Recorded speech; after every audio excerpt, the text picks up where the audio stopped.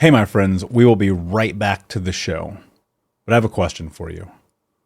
Are you struggling with the impact of childhood trauma? Well, know that you're not alone. I'm here to let you know that I'm starting a brand new weekly coaching group that includes a year of life coaching, accountability, support, habit and goal setting, and more. I'm starting a waitlist for the group right now, and I'm only taking a handful of people. And I'll let you know that through this personalized coaching, we'll work together to help you understand how your childhood trauma has shaped your beliefs, behaviors, emotions, and will help you create a roadmap for healing and growth.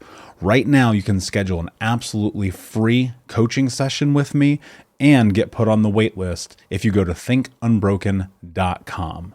My friends, it's your time to turn your trauma into triumph, breakdowns into breakthroughs, and become the hero of your own story. And I'm here to support you in doing that. Just go to thinkunbroken.com to register for a free coaching call with me and to get put on the wait list for the brand new weekly coaching program.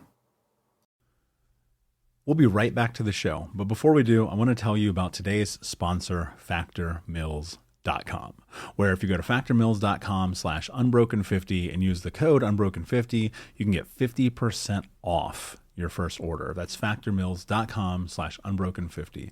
If you're like me and you are a person who is busy trying to create a life, heal, work on their health, wealth, and relationships, and not to mention deal with the day-to-days of normal life, you do not have time to be going to the grocery store and trying to figure out what you're going to cook every single day of the week. In fact, one time I did the math and I realized I was spending over 15 hours a week at the grocery store and cooking.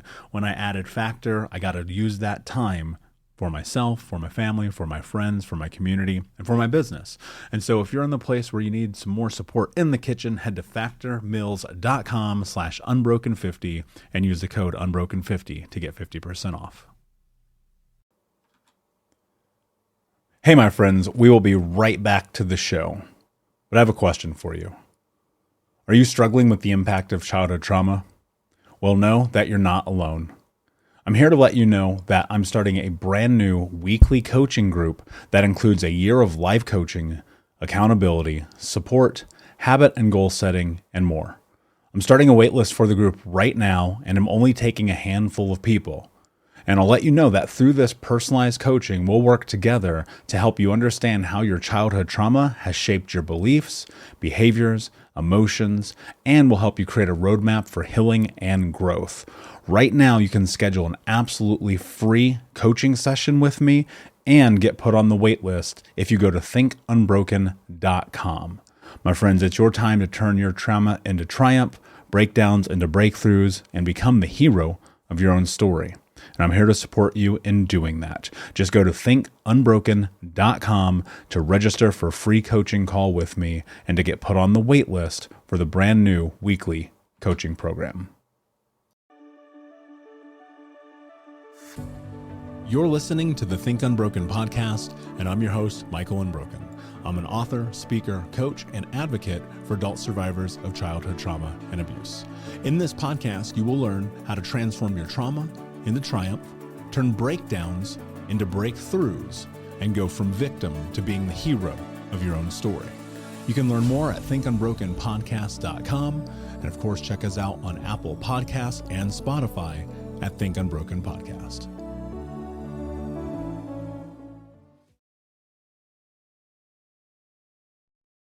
Hey, what's up, Unbroken Nation? Hope that you're doing well wherever you are in the world today. Today's episode is going to be a little different than usual.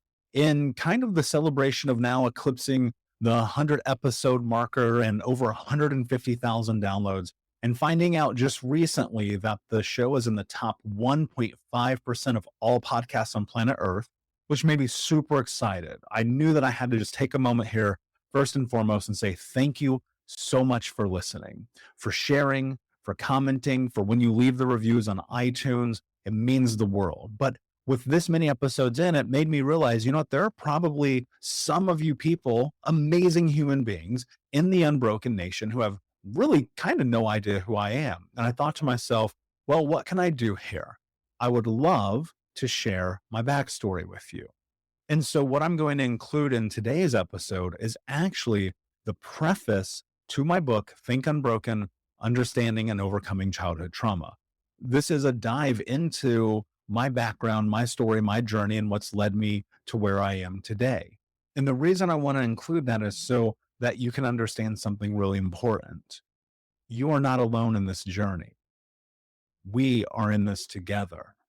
I've very likely been where you are. I've been at rock bottom. I've been in this position where I grew up homeless and in poverty and struggled and failed out of school and got really deep into drugs and alcohol and sex and all the addictions that you can think of, and found myself at rock bottom when I put a gun in my mouth.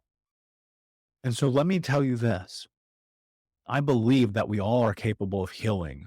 We all are capable of growing. We all are capable of changing and doing the thing that I always say is possible, becoming the hero of our own story.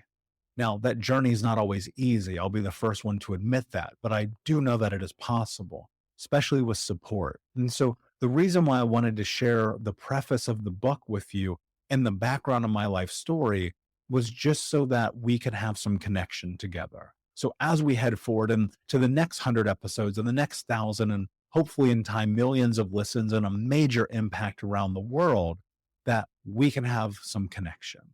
And it means the world to me that you listen. It truly does. It takes a tremendous amount of effort to put this show together, to have these amazing guests. And so I have a massive amount of value for you and your time. And I just wanted to have a moment here and say thank you. And when you leave the reviews, it means the world to me. I literally go and read all of them. And when you leave the reviews, it also helps us have more people listen, because that's the way that iTunes works. So if you would, please take a moment, just leave a quick review. It takes 30 seconds, means the world to me. I read them all and I know that they impact listenership. And somebody right now, the review that you leave could be the reason why they become a part of the Unbroken Nation and get the value that I hope that you're getting every time that you listen to an episode. So as we head into today's episode, I want to say this as a bit of a preface. I think it's important. My background's a little bit dark. My history, like many trauma survivors, is a bit dark. It gets a little grimy down there. This episode is not to be listened to with children around. I will tell you that. And as a bit of a forewarning to you, there's a lot of honesty in what you're about to listen to about my story, about my journey, and about what brought me to where I am today. And so, if you're in the office, put your headphones in. If you're on the bike, you might want to, maybe not be on the bike and just pay attention and listen to it, because it's not about how I've suddenly figured something out that someone doesn't know. It's just simply about this. When you choose to put yourself first, anything is possible. And I believe that for you, for people in your life, and for everyone in the world. So without further ado, my friends, you amazing human beings of the Unbroken Nation, here's my story.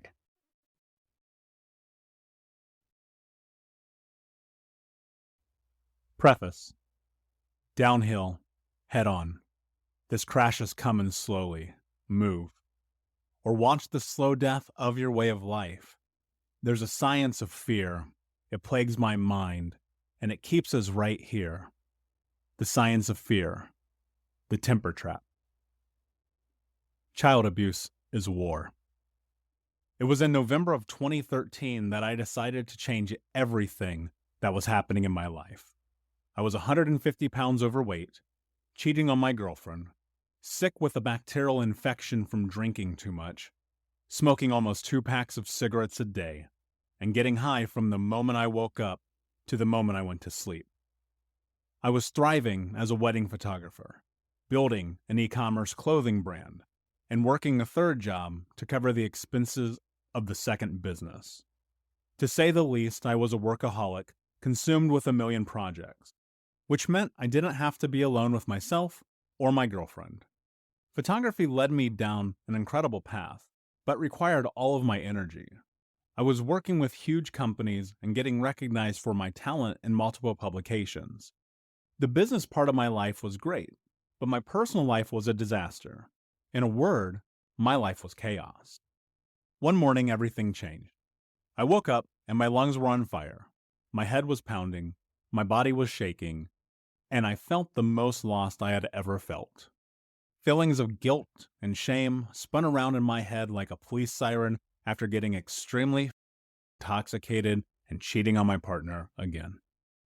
The pain of knowing that I was sabotaging my life again left me feeling like a total loser, which in turn was sabotaging my life. I was in the vortex. The voice inside screamed, "You are a loser. Look at your life. You are a piece of shit." It was hard to argue with the voice in my head because it was telling the truth. It's impossible to lie to ourselves, and sometimes self-talk is right. The vibration in my body screamed help, and I didn't know if I was having a panic attack, dying, or both. At 28 years old, it felt like I was on the precipice of my demise. This wasn't the first time that I had taken a can of gasoline, doused my house, and struck a match. I was a regular pyromaniac when it came to burning down the things that I loved, myself included. Self-destruction and numbness was more comfortable than feeling the consequences of my actions, or love, or kindness. That morning, as I was getting ready to head out to another wedding expo, I walked into the bathroom and did something that I had never done before. I went to the mirror and forced myself to look into my own eyes. To this day, I have no idea why I did that. My eyes were sunken, my skin jaundiced, my teeth yellowed, and the round, smushed face in front of me resembled that of someone else. That morning was the first time in my life that I ever really looked at myself. And I was so incredibly embarrassed and ashamed of the person I saw looking back. I was a master of deception and crafting tales, hiding the truth from myself, and orchestrating bull. But I couldn't hide that the darkness inside was manifesting on the outside. There was nowhere to hide from the shame and embarrassment of being 150 pounds overweight as I struggled to button the size 4XL shirt and wrap size 47 pants around my waist. There was nowhere to hide from the truth that I was drinking and smoking myself to death, that I was running from intimacy, vulnerability, compassion, and that I was terrified of my own potential. Trauma, by definition, is a deeply disturbing or distressing event, and I was forged in its fire. I was a living and breathing, real-life caricature of trauma. The person in that mirror was not the real me, and I knew it. My journey is not dissimilar to that of millions of people around the world. I grew up in chaos. My mother, Donna, was a drug addict and alcoholic. She cut my finger off when I was almost 4. She claimed it was a bicycle accident, but my grandmother told me otherwise. I will never know the truth. She was a narcissist, a liar, a thief, and ultimately a victim of the same abuse that my brothers, sister, and I suffered. She was cold, manipulative, callous, cruel, narcissistic, bipolar, manic depressive, suicidal, and only out for herself. She always put herself before her children. She often walked about the house naked and high. It wasn't until I read The Truth by Neil Strauss that I came to understand that our relationship was covertly incestuous due to her often sleeping nude next to me when my stepfather or other men were not around, crowning me the man of the house, rewarding me for being her big man, and often using me as an in-between for her relationships. I learned to become a master manipulator, liar, and thief from watching her coerce her way through life while weaving countless webs of deceit to get what she wanted from other people. I believe that it was her own abuse which led her down a path of self-destruction, and it rubbed off on my siblings and me. Our home was just another example of intergenerational child abuse manifesting itself. Drugs weren't uncommon in my home. I had always seen my mother popping pills, and her weed and alcohol stashes were easy to find. Sometimes there would be more prescription bottles strewn across the floors of our house than food. My mother's addiction lay at the bottom of those little orange vials with white caps. She did have some medical use for them, but more often than not it was her way of coping with the world. Sadly, She chose those bottles over the well-being of her children, and on more than one occasion it was me sprinting to the phone to signal for help as she grasped for her life, overdosing again and again. When I was 16, I had enough of my mother putting drugs before me and using my brothers and me against each other. With the help of my grandmother, I filed a restraining order against her and my stepfather. The next year of my life would turn out to be the best of childhood. I excelled in sports, had straight A's, and met the first girl that actually liked me back. I can pinpoint the impact of the relationship with my mother and stepfather as a direct corresponding factor in my grades. Teachers often thought that I didn't care or had a learning disability, but the truth is my brain and body were consumed in fear and toxic stress. When I was 18, I made a decision that I felt was the only choice I could make for self-preservation. I told my mother that she and I would never speak again. Earlier that night, I had to physically defend myself from her after she attacked me in my sleep. Until that night, I had never hit her, even in self-defense, but her drug-fueled attack was the last straw. I only saw her a couple of times after that night. From 18 until the day she died, I had almost no contact with her. Ultimately, those little, round, oval, and triangle-shaped pills would take her life. My father, Michael, who I am named after, abandoned me when I was barely 2 years old. When people ask me about him, I tell them that I never met him. But that is not entirely true. The truth is that I did meet him around my 5th birthday. He picked up my brothers and me from the rundown apartment we lived in on the west side of Indianapolis with my mother and our mutt mixed breed dog, Wolfie. He took us to the shopping mall on the north side of Indy to buy us presents, or at least that is what we were told was going to happen.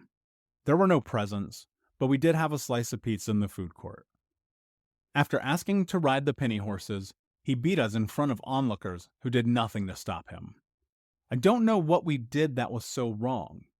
I will never forget that day. That is my only memory of him, and to carry his name is a burden that I often feel. Part of me has always thought that I would change my name, and the other part of me wants to prove my strength despite him. My stepfather, Sebastian, was hyper-abusive and liked to torture me by flicking me in the head, calling me fat and worthless, and hitting me for asking questions. He once slammed me into the living room closet door when I confused the word Pisces for feces as I tried to read my baby brother's horoscope from the Indy Star Sunday paper. My youngest brother is his only biological son, and the only one that didn't suffer. My stepfather found joy in dragging my brothers and me out of our beds and beating us. He would scream, "Keep crying and I'll give you something to cry about." Eventually, I learned to stop crying and accept pain as a way of life. I used to think that my childhood officially ended the night that he beat my brothers and me so hard that I passed out on the kitchen floor after putting wet dishes away in the cabinet. The punishment I endured for simple mistakes of being a child were harsher than most people who commit rape and murder. I could handle the torment and bullying at school because I knew I got to go home. At school, I was an easy target. I smelled like piss, wore hand-me-downs, and had the temperament of a toddler. The abuse and torment I experienced at home would shape the next 2 decades of my life. The only solace I had were the nights that my stepfather was gone and working hundreds of miles away as an over-the-road truck driver. Hearing his car door close in the driveway announcing his arrival was always the most terrifying moment as a child. I never knew when he was going to be back from a trip. Well into my 20s, the sound of a car door closing would send me sprinting to the window to look out.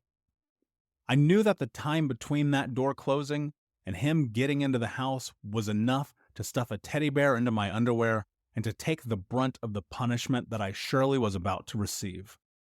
At 6'4" and over 200 pounds, he packed a punch, and I felt it more than I care to remember. Between being locked in closets, having my head slammed into walls, beaten for mispronouncing words, and constantly walking on eggshells for fear of his wrath, I was in a constant state of fear. There were no days off, and holidays were even worse. I'll never forget the Christmas that he got us new bikes, which were taken away only days later. We were too stupid and retarded to deserve them. My nights were robbed of sleep, and my days were filled with vicious attacks. It was never enough to be hit once or twice. The good biddings never seemed to end until I was on the ground in the fetal position grasping for air.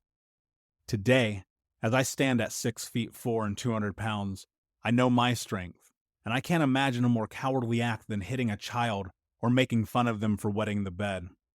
I wet the bed until my late teens because my nervous system was completely and utterly. I know that, like my mother, his childhood must have been filled with torment after torment. On some of the summer days during school breaks, we would stay with his mother, Mary, who babysat my brothers and me along with her 4 foster children. The way she treated those children is on par with the worst horror movies I've seen. She treated her foster children worse than my brothers and I were treated by her son, my stepfather. They were starved, beaten, and embarrassed on a daily basis. Once, after hiding a corn muffin in her panties to eat later in the day, one of the foster girls was dragged to the garage by her hair, stripped naked, beaten, and forced to eat the muffin off the oil-soaked floor in front of every child in that house. This was so common that I wasn't shocked.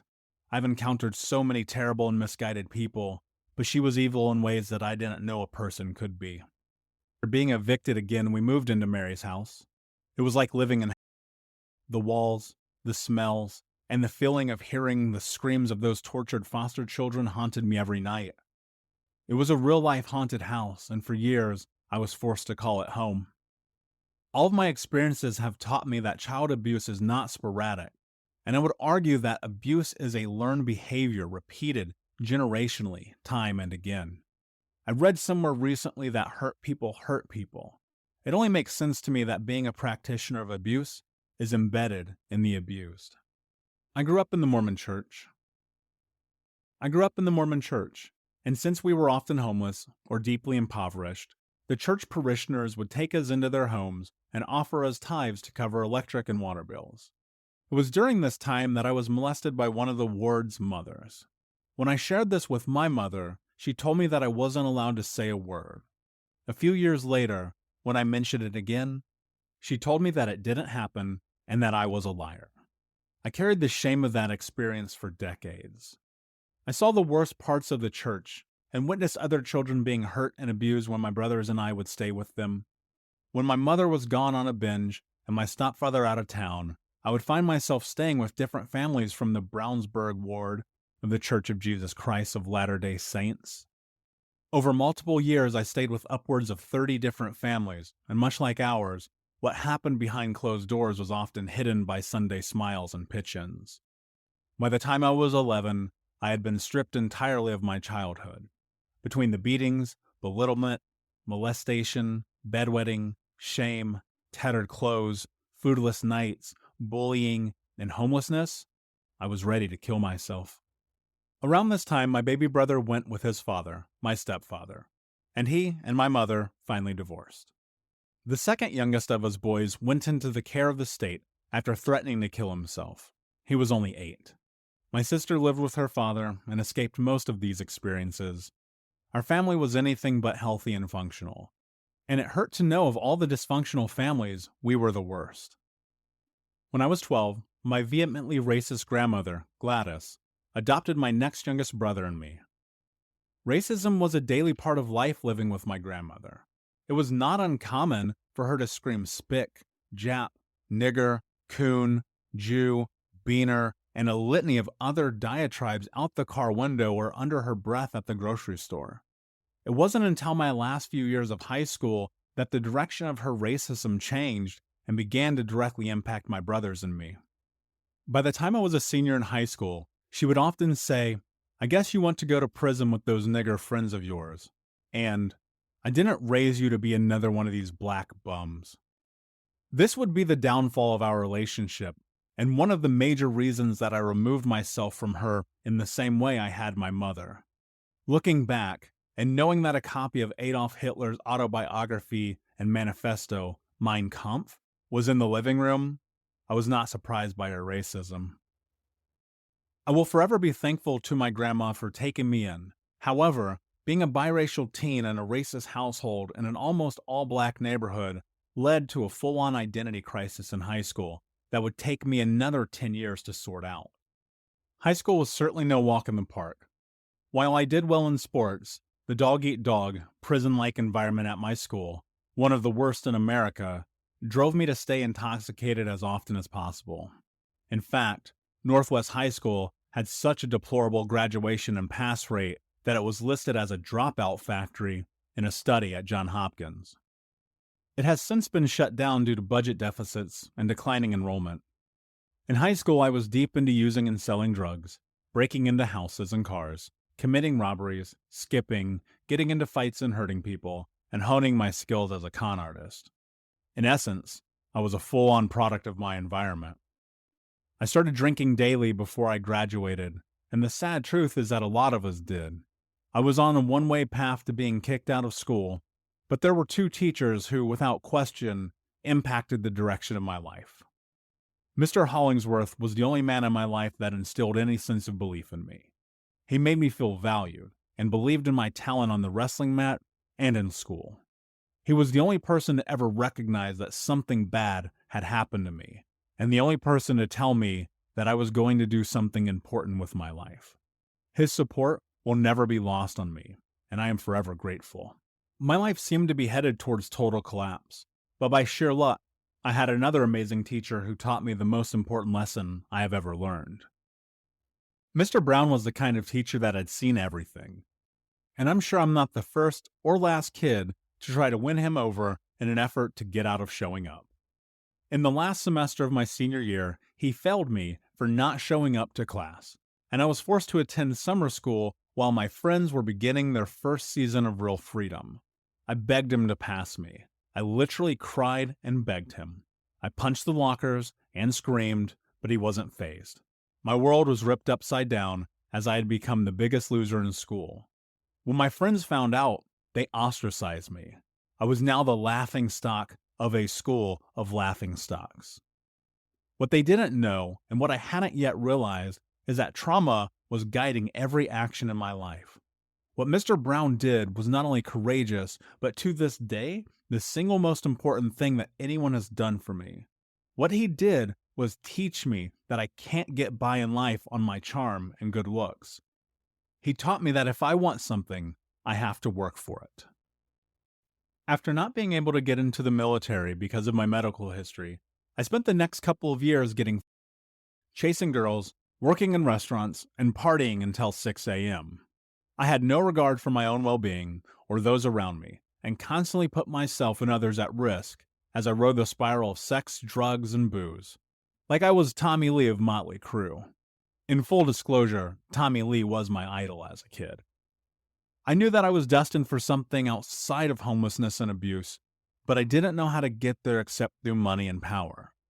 I made a decision that I would do whatever it took to legally make a six-figure income by the time I was 21. I assumed that the way out of poverty and the insanity of my youth was money. So I worked my ass off until ultimately finding success in corporate America at one of the largest insurance companies in the country. At 21 years old, I was making more money legally than anyone I knew. But the income only exacerbated the stirrings of darkness awaiting deep within me. Eventually, I would walk away from that six-figure lifestyle to chase my dream of becoming a professional photographer. Pursuing my dream of photography didn't change the fact that the demons were encircling me and would soon engulf my soul.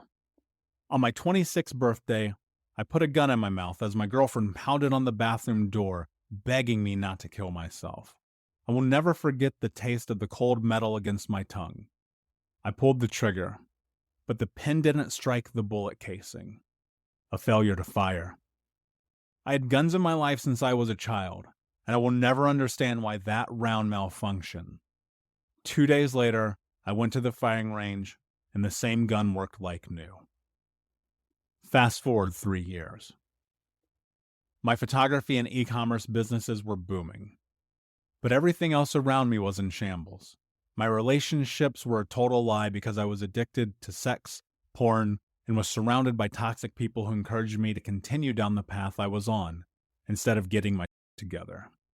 Being young with money opens the world to the best and worst possibilities. and I chose to swim in a pool filled with alcohol and drugs. I was drinking and getting stoned every day. I was addicted to feeling numb, and I only cared about getting. I sought validation from every external source I could find. I was in the worst shape of my life, weighing in at over 340 pounds. In addition to being morbidly obese, I was smoking 2 packs of cigarettes a day. I was depressed, anxious, having panic attacks, and suicidal thoughts. I felt like complete shit. I couldn't face the cold hard truth that I needed to stop making excuses and take my life back. After another drug and alcohol fueled night, I woke up hating myself. I hated who I was and who I had become. As a child, I promised myself that I would be better than the people who brought me into the world. I'd broken that promise to myself. I decided in a single moment that everything had to change. This was my mirror moment. That was 7 years ago. There's a lot to be said about the impact of our past and the way that it shapes us into the people we are and will become. But more often than not, it's a crutch and an excuse. I no longer seek validation for my existence through external sources, and have found a real and true love for myself. I'm no longer playing the victim. I have transformed my body and my mind through hard work, dedication, persistence, and the unwavering belief that I can do anything. One of the hardest truths that I had to admit to myself was that vicious and undeserved trauma happened to me again and again. I had to accept that I had survived some of the most toxic environments imaginable, and that I lost my way because I was so dissociated from the truth. They say that the truth will set you free, and I agree with that to an extent. The part that they leave out is that you have to acknowledge and feel the truth if you want to be released from its grasp. Today, I educate people around the world on the effects of trauma and how to get out of the vortex, take their lives back, and become the person that they know they are capable of being. The most critical piece of being is taking the first steps towards healing. When I look back at that moment in the mirror, I am reminded of the promise I made to myself. I promised myself to stop making excuses.